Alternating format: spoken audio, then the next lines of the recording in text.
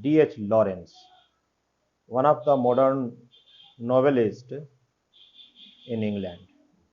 He was born in 1858 and died in 1930. He was also contemporary of the poet that we have recently studied, W. V. Yeats. But W. V. Yeats belongs to Ireland, and D.H. Lawrence is a British, mainly novelist, then poet. He has written many novels that I have also studied one of his novel, Sons and Lovers. Most of his novels are autobiographic in nature. Sons and Lovers also is a is an autobiographical novel. Personal feeling dominates over the intellectual feeling. So therefore, he was the supporter of only writing based on his personal experiences, rather his intellectual capacity. He has also composed some poems, but mainly he was a novelist. But his novels are, one hand, very popular.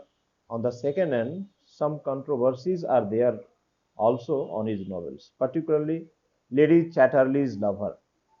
It was one of the novel written by D.H. Lawrence, for which he was charged with obscenity that he has described wrongly in his novel Lady Chatterley Lovers.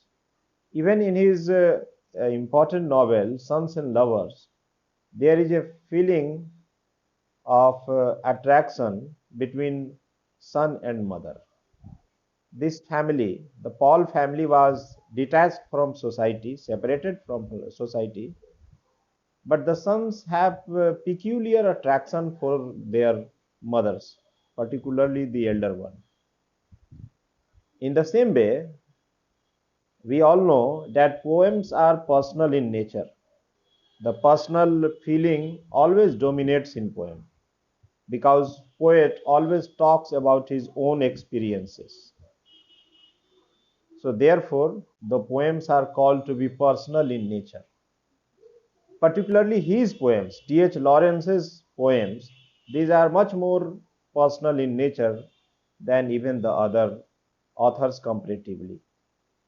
So this poem is just a parallel of his novels, particularly his novel Sons and Lovers. What happens in Sons and Lovers? What was the theme? The theme is simply that the William Paul family, they have lost their father, and these three children were living with their mothers. So, in spite of her husband, the lady was always emotionally attached with her children, particularly with one of his elder son, William Paul. And this attraction was so much dominating that the son was quite attracted towards his mother, just like a beloved. So this relation was not accepted. Rather, it was charged with another feeling. In the same way, I think it seems this poem is quite close to that of the novel. In this novel, there is also a glance, a window by which we can see the relationship between the son and the mother. The son was quite attracted. The feeling was quite like on the different level. It means he was attracted just like a beloved. Mother was attracted to the son just like a lover. So therefore, there was some questions were raised about that novels. In that poem, in this very poem, you will also see you can glance something that there was intimacy, a special intimacy between child and the mother. So Piano is also an autobiographical poem. The child poet talks about his own experiences, his childhood experiences. Currently, he is a young man as a poet, but his feeling goes back to his childhood. Piano. First, we would like to recite the poem. This poem is written in 12 lines, in three stanzas, and one stanza comprises 4 lines. That is called quatrains. So softly in the dusk, a woman is singing to me, taking me back down the vista of prayers till I see a child sitting under the piano in the bloom of the tingling strings and pressing the small poised feet of a mother who smiles as she sings. These are very simple lines, and technically these first 2 lines are rhyming to each other. The last one is singing to me till I see. So these are rhyming lines. The next 2 lines also rhyming. It means alternatively all the 2 lines rhyme each other. In spite of myself, the insidious mastery of song betrays me back till the heart of me weeps to belong to the old Sunday evening at home with winter outside and hymns in the cozy parlor, the tinkling piano our guide. The last stanza talks. So now it is vain for the singer to burst into clamor with the great black piano appassionato. The glamour of childish days is upon me. My manhood is cast down in the flood of remembrance. I weep like a child for the past. Different poetic devices have been used by the poet to highlight his thought. In the very first stanza, he talks about his present time, that as a young man, he was listening a sound of piano, that some lady was playing piano nearby his house, and he was listening carefully. Softly in the dusk, a woman is singing to me. What does it mean? That the time shows that it is nearly evening. It is the dusk time, just before the time when sun sets. No? The sky becomes reddish. So in the evening, a woman was singing. It means she was playing piano. Piano is an instrument that can be played, no? Musical instrument. So a lady was playing piano, singing with it, and the poet, as a young man, he was listening the sound, listening the song, the musical song sung by the lady, and he was passionately listening. Taking me back down the vista of years till I see a child sitting under the piano in the boom of the tingling strings and pressing the small poised feet of a mother who smiles as she sings. In the first line, he talks about the present, that a lady nearby his house was singing and playing piano, and as a man, he was able to listen, although he was enjoying. But suddenly, what happened to him? The song takes him back to his past. Past means to his childhood. Suddenly, his childhood feeling revived, and he was compelled to think about his past. While he was just a child, and he used to play piano in the guidance of his mother. See the influence of a mother, the intimacy between son and a mother. Son is quite a young fellow. He is not a small child. He is not a infant in the lap of his mother. He is quite an independent person. But the feeling is that he is too much attached to his mother. So therefore, he has no separate existence, independent existence that he can live alone, he can live happily without his mother. So although now he has no his mother, and now he is a young fellow, but still when he listens the sound of a piano, he is completely attracted. He is completely bound to think about his pastime. What pastime? particularly his childhood time. In childhood, he used to play piano. His mother used to sing the prayer, hymn to God. And he used to play piano with his mother in her lap. So that was the time he started recollecting. So that is a type of sort of nostalgic feeling that he was compelled to talk about. And it is the time that was the happiest moment in his life. Everybody shows things like that a childhood is the best time. A child plays his life, a child enjoys his life during his childhood. But after childhood, when an adulthood approaches, there is responsibility, there is work, there is tension, there is family tension. So there are tension. The whole life is filled with tensions. So the person used to recollect his past life, particularly his childhood, where there was no tension. Tension-free life was childhood. So that's why it was just an instrumental that a lady was singing, playing a piano. But when he listened the sound of piano, he started recollecting nostalgically the time of his mother, that he used to play piano in the lap of his mother, and she used to sing prayers to God. So in the very first stanza, the author talks about the present, and suddenly he goes into the past. In spite of myself, the insidious mastery of song betrays me back, till the heart of me weeps to belong. Although he was trying to listen this playing of piano, the musical song of the lady, but he could not continue it. He breaks himself from this listening of piano or musical song, and he was engrossed in thinking about his childhood, that how he used to play piano with his mother, how his mother was so skilled in playing piano. She was a good singer, better than this lady. Why does he say so?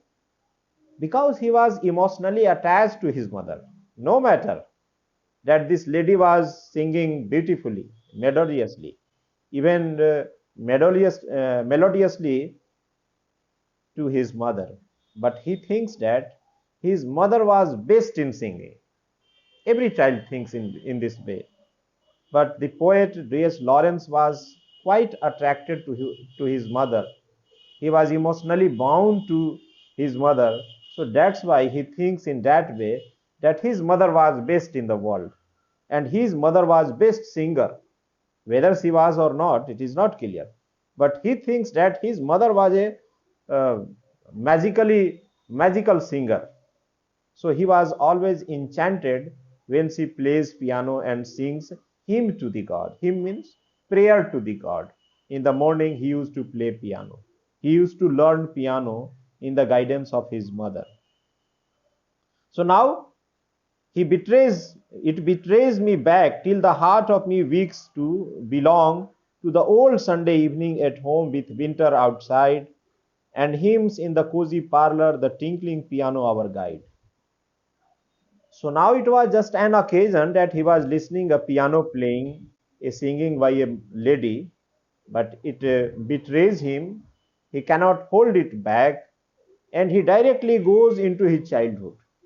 In the second stanza, the poet also elaborates the thinking of his childhood, and he also talks about a particular Sunday that he was playing piano in the guidance of his mother, and his mother was singing musical songs, particularly the prayers to the God. So, what was the time? It was really a fine time. It was the time of winter. So, chill outside, but the house, it was quite cozy, very comfortable, even in the winter. And that Sunday evening, he was singing, he was playing piano with his mother, and his mother was engaged in singing prayers to the God. And in her guidance, he was learning piano, how to play it. So he goes deeper into the pastness of his past. So as a child, he misses his mother. Now his mother is no more, but his memories are there. She is alive in his memory. So it also clarifies that it was the time of winter. Winter, what does it symbolize? It symbolizes harshness, that it is the cruel weather. In England, it is very cruel weather. It is very difficult time. So temperature goes into minus. A chilly weather it is. So in that childhood, he recollected that it was the winter time and outside it was too cool. It was a chilly winter, but inside the room it was very comfortable place because he has his mother at that time near him, and he used to play piano in her guidance and sing prayers to the God. So he felt that it was the time of comfort. Now he is an young man, but he thinks that now it is the time of tension. He doesn't like this time. He always missed his time. Time means his childhood. So it was the cozy parlor. It was very comfortable time. A person always thinks that a childhood is the most happy moment. No, everybody enjoys his childhood or childhood. So therefore, he is nostalgic here. He thinks about his childhood, that it was a better kind of time than this day. In the third stanza, now he concludes here. So now it is in vain. Now it is vain for the singers to burst into clamor.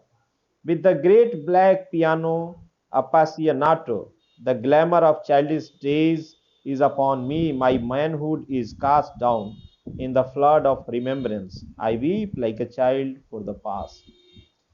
In the last concluding stanza, the poet further elaborates his thinking towards his childhood, and he also concludes this with the parallel of his young age. That what was doing in the starting of the poem, he was listening a sound. He was listening the music of a lady sung on the piano. No? Now he comes back and now he compares this piano singing, piano playing with that of his mother. That his mother was best at playing the piano. She was the best singer. So always he missed him. He missed her. So now the sound he was listening, it is just like a clamor. Clamor means it is just a noise. It is not a music. It means that he thinks that the singing made by his mother used to be marvelous. It was better. But the lady that she is singing this time, she is inferior to the singing of his mother. Why does he think so? Because he loves. Here it shows that he loved his mother too much. So that's why he was quite attracted towards his mother. He misses his mother, that she was a best singer. It may not be fact, but he misses his mother. Great piano appassionato. Now he is missing his time, his childhood, that how he used to play piano, a very interesting play, very marvelous appassionato singing with piano. The glamour of childish days is upon me. Now he is empowered. Now he is engulfed with the feeling of childhood. Now he is completely engrossed in the feeling of childhood. He has completely engaged himself in the nostalgia of his time, that he used to sing with his mother, he used to play piano with his mother. But now he is a young man, but still he doesn't like this life. He doesn't think that it is a worthy life to live in. He doesn't think it is an enjoyable life. He cannot rejoice in this time. So he misses his mother at the extent of that he start weeping for his mother. It is just an emotional time, emotional feeling, that now he compares the singing between these two ladies, these present ladies, to that of his mother. and he finds that his mother was superior in singing. The lady is inferior to her. So that's why now he is no more listening any music that is coming just from nearby house, because he is completely engrossed now. Now he has transported himself from the present time, from the present world to the past time, to the past world. No, it seems that now he is with his mother. It seems that now he is no more living in the present time. Although he is a young man now, now he is engaged in worldly relationship, worldly activities, but he recollects his best time, that was the childhood time. So, childish days is upon me, my manhood is cast down in the flood of remembrance. Although he is no more a child, he is a young man, but he is engrossed in the remembrance of the past. He is not in a situation or condition to think about his present. He now thinks about his past only. I weep like a child for the past. So that is the condition of the poet, that although he is a young man, he is a full grown up man, a worldly man, but he cannot keep back his interest in the present world. He goes back to his childhood and he misses his mother, and he thinks that his mother was superior in singing, and that was the best time to live in. Now he doesn't think that this is the best time to live. It means that he has become quite nostalgic, and just like a child, a 3 years child, he weeps for his past. He misses his mother. So what does it show? The whole poem shows that the child was quite attracted, quite emotionally bound to his mother. He always misses his mother, and he keeps no lady in the world parallel to his mother. It means he is not attracted to the present day lady. He is always attracted to his own mother. No. So in this way, this is a nostalgic feeling. This is a poem based on his personal experience, that he missed his mother, and he always talked about his mother.